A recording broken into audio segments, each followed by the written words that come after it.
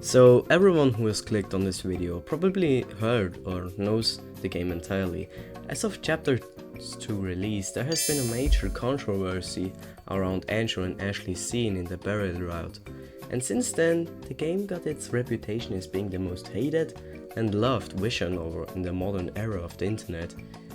In my opinion, the hate around this game itself is unjustified, saying it glorifies a sibling relationship, but I don't get the feeling of it being romantic. I don't know how people can say it. I mean, some in the community romanticize them, yeah, okay, I get that point, but in the decay routes, I never got the feeling that the relationship is romanticized. It's a very toxic and abusive one, and you can even avoid most of the stuff anyway. I mean, if I'm playing a game like Fire Emblem Three Houses for example, and I hate one route, then I'm not gonna pick it, it's that easy, except if I'm curious or I have played every other single route and I still wanna play this game. But now, controversies aside, I myself asked the question because many people on the internet say that the game would have been better without this. And I made a scenario up. If Nemile actually decided, do I make them intimate? Nah. So now sit back and relax and subscribe if you want to. This is my first video of this long year of 2025 and my editing is kinda bad since I'm still very rusty at this, so please be gentle with me.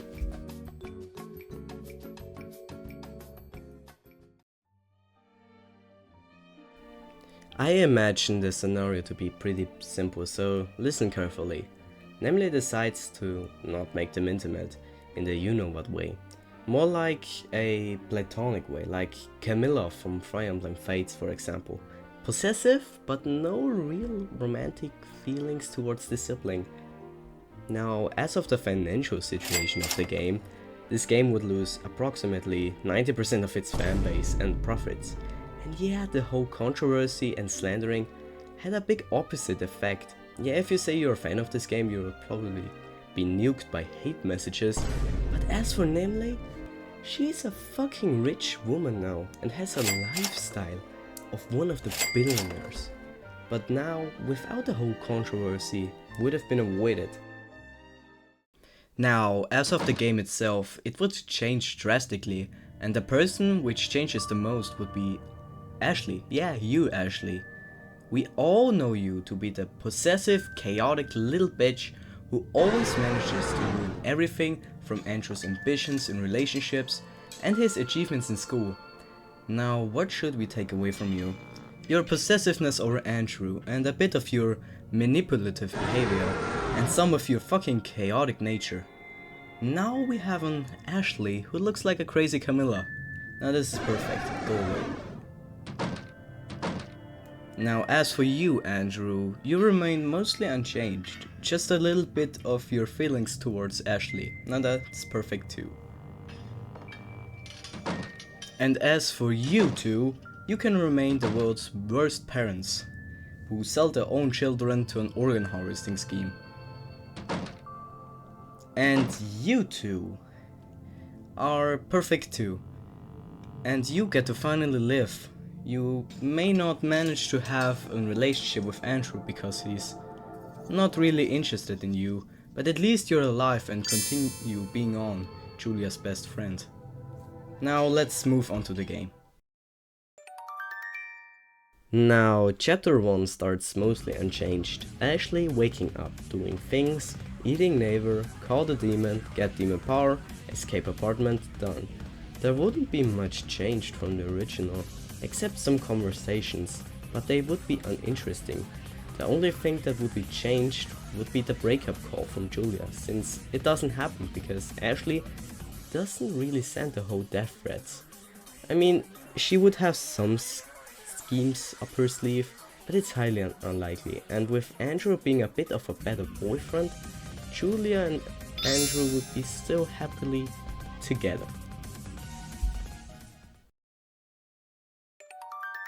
Now things would get interesting. We could go the normal route, Ashley and Andrew killing their parents, or staying at Julia's place and then kill the parents.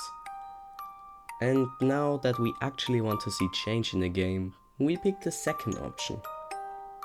Andrew calls up Julia on a payphone, probably a day later after they escape from the apartment, to meet up at her house. Julia agrees, but is unsure and asks questions. Andrew just says, "Oh, the pandemic's over, many died, but we are not infected, we are fine." Julia would eventually agree, and they would go to her place. Now at Julia's home, they tell her all that happened. Julia would be horrified, but feel sympathy. They were starving and really didn't have much of a choice. So now Julia has basically two murderers who killed 4 people and escaped an organ harvesting scheme in her house, begging her to let her stay and figure things out. She can never catch a break, can she? Now, how do things actually continue?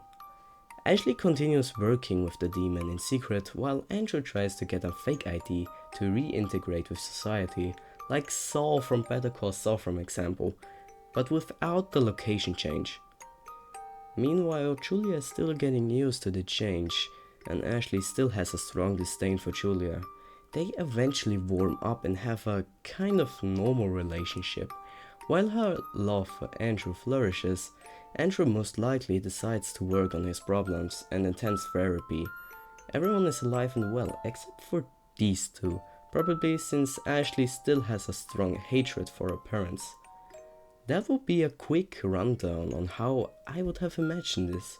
It's unpredictable to know which direction a story game goes without one very important thing, that their toxicity and mostly their codependency. Now, would the game be better? Hell no. It would be fucking boring. It would be like playing GTA without violence, or Mario without his legs. You can't just put away things from games that made it popular, like from GTA heists, or what the violence you can do, or like Mario, the jump and run and every single shit.